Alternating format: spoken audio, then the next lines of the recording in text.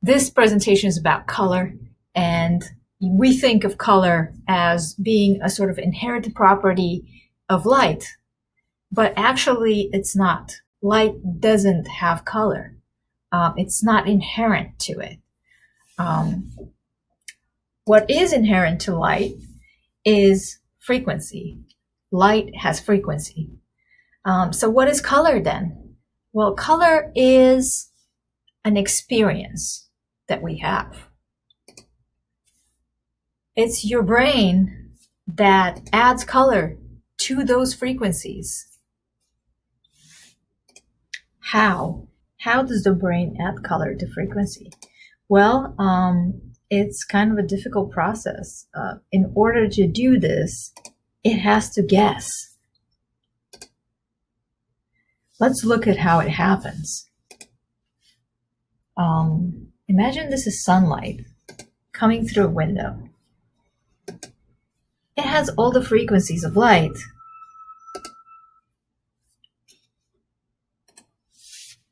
And your eye has 3 types of light sensors on the retina. They're called cones. Here they are back here. And when the light hits those cones, sort of different things happen. This is a graph. Each cone is sensitive to a different part of the light spectrum. None of the cones taken individually can distinguish color. All they see is a sort of black and white image. Actually, if we only had one cone, we'd see black and white. All a cone can do is tell the brain, wow, I see a lot of light. Or, I see a little bit of light. And that's it. So then the brain has to figure out how to distinguish 7 colors using only 3 sensors.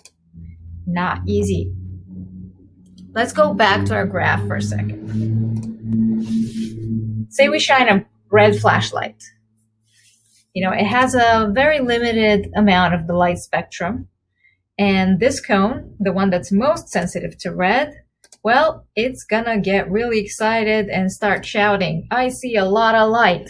Here we go. It's sending a strong wiggly signal to the brain. And the next cone, his neighbor, the green cone, it doesn't see that much red because it's most sensitive to green. So it sends a kind of a weak signal. And then the last guy, well, he doesn't see anything. He's not sensitive to red at all. So the brain uses a kind of logic, takes its signals and interprets them and kind of says, aha, has these little aha moments. I know, that's gotta be red. So what about a blue flashlight? Well, the signals are different for a blue flashlight. Here it is. It's, this frequency falls right about here. The red cone doesn't see anything now. He's not sensitive to blue at all. The green cone sees a little bit, sends that, sort of weak signal to the brain, not very excited. And the last one, he's really excited. He sees a lot of light. And the brain, using a little bit of logic, says, I know, that's gotta be blue. Pretty common sense, right? Similarly with green, now the green cone is the excited one. He sends a strong signal. The other 2, not so much. And the brain makes his guess, that's gotta be green. All right, pause here for questions. Obviously not in the recording, but can you see where this is going? If you've ever worked in Photoshop or if you work with computer monitors a lot, you might know already. But for now, we'll go back to our window again. Since it has all the frequencies, white light has all the frequencies of light, all the cones get really excited when they see white light. And this is what the brain interprets as white. 3 strong signals, the brain is thinking white. That's his logic. But what happens if instead of white light, we shine the red, blue, and green flashlights at the same time? Well, guess what? The same exact response happens. all the cones get really excited again, and the brain makes the same guess, still guesses white because he's got the same input in both situations. The brain can't tell the difference. His logic can't tell the difference between a full spectrum and these three little slivers. Now we get to that part about computer monitors. Computer monitors work in RGB. If you were to magnify, a section of your computer screen, you'd see little tiny, LED red, blue, and green lights. And the reason they use it is because you can trick the brain into seeing every other color using just red, blue, and green. You just have to change the proportion. And red, blue, and green were used because they coincide roughly with the peak levels of sensitivity of each of the three cones. Now, let's look at yellow, for example. Let's look at how, you can form another color using red, green, and blue. If you shine a yellow flashlight, that yellow frequency falls quite evenly in between the green and red cones. It's right there where the graphs intersect. So both red and green cones get equally excited because they're equally sensitive to yellow. Here they are, very happy. And this guy, he's not sensitive to yellow at all, so he doesn't send anything. And we can get the same exact response from the cones using red and green flashlights. Here are our flashlights, and here are our cones. They look the same. The brain gets the same exact input. And same input means the same guess. This has got to be yellow. In both situations, the brain sees yellow.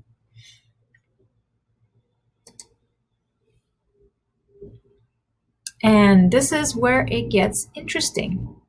This is why mixing two primary colors seems to magically produce a secondary color, because our brain gets kind of tricked.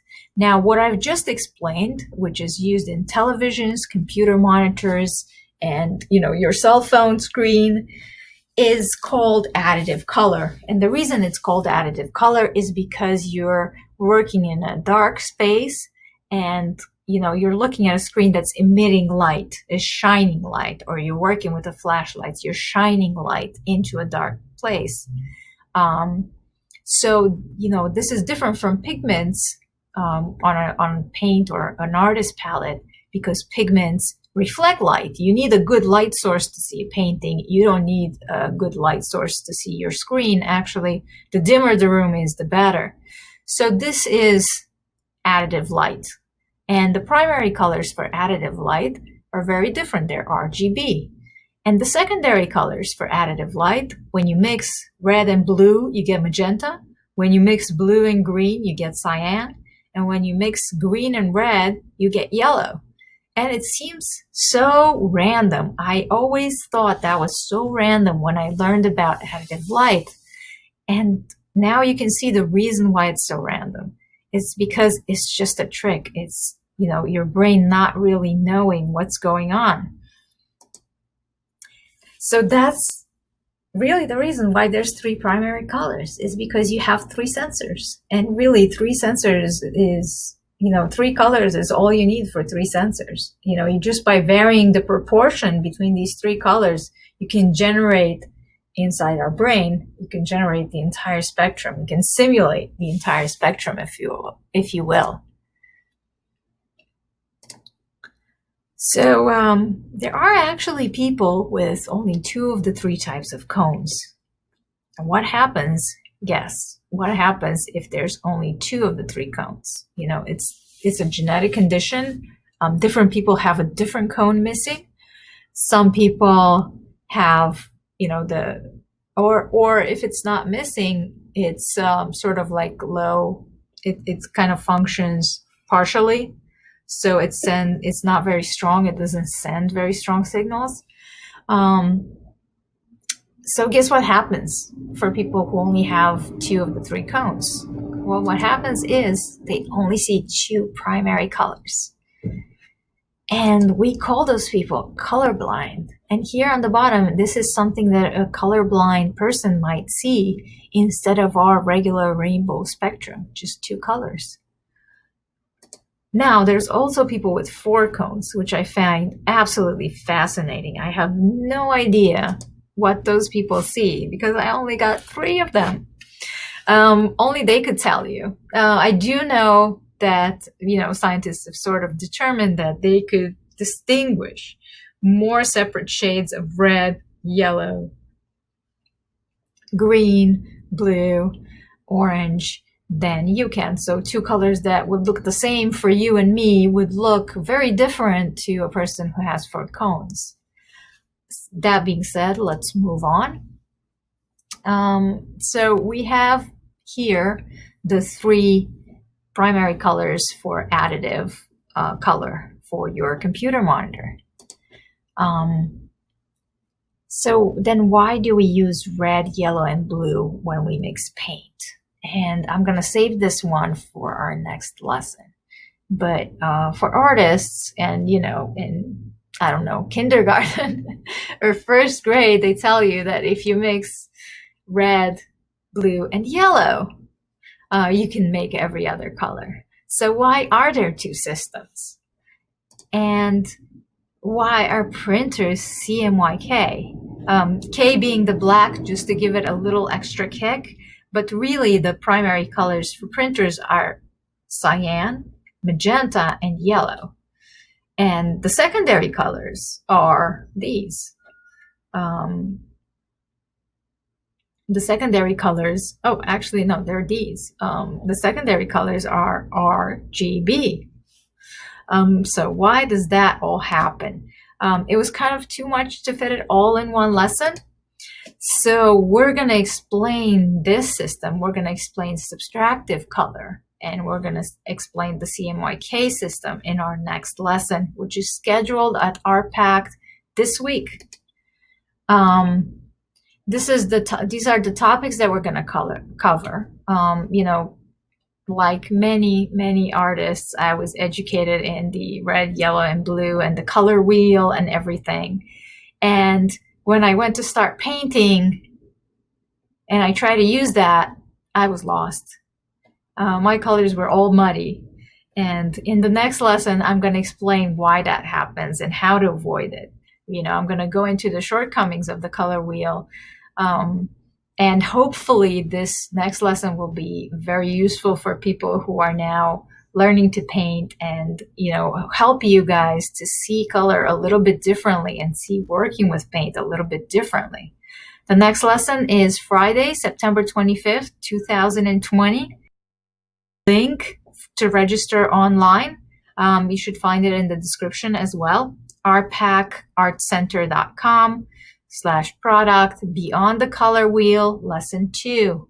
This is Lesson 2, Lesson 1 being the one that I've just recorded. I look forward to seeing you there, and I hope you'll find it really exciting and find a lot to learn from it.